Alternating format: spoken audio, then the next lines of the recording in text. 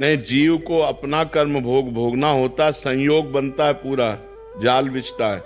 तुम्हारे ये कर्म तो तुमको ऐसा पिता मिलेगा, तुम्हारे ऐसे कर्म तो तुमको ऐसा पुत्र मिलेगा।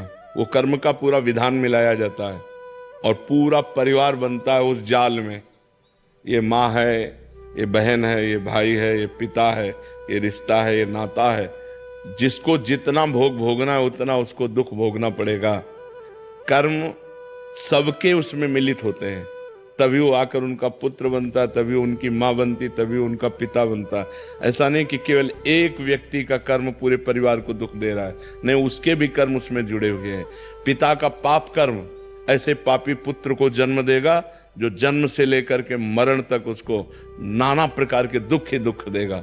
पिता का पुण्य कर्म ऐसे पुण्यात्मा पुत्र को जन्म देगा जिसको बचपन से देखते हुए जवानी तक, मरते समय तक हृदय शीतल रहेगा। सब कर्मों का जाल बिछा हुआ है उसी में। अब हम जा रहे हैं, हमारा कोई दुश्मन नहीं, लेकिन जरा सा धक्का लगा जब झगड़ा शुरू, तो वो जो धक्का लगा कांधे को हमारे कर्म ने किया, पूर्व के कर्म ने ऐसे धक्का लगवा दिया और उसने हटाई कर दी, क्योंकि उसके द्वारा पिटना था, इसलिए ऐसा संयोग बन गया।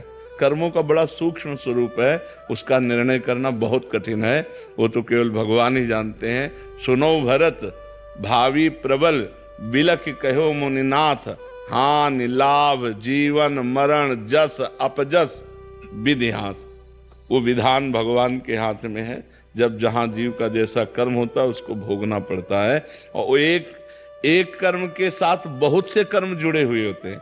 माता का कर्म, पिता का कर्म, भाई का कर्म, बहन का कर्म। तो अब एक ने गलती की और सबको दुखी होना पड़ा, उनको अपने अपने कर्मों का फल भोगना पड़ रहा है, क्योंकि वो ऐसा ही कर्म करेगा कि पूरा परिवार जले, वो ऐसा ही कर्म करेगा कि पूरा परिवार गर्वित हो, आनंदित हो। ये कर्मों का जाल बिछा हुआ है।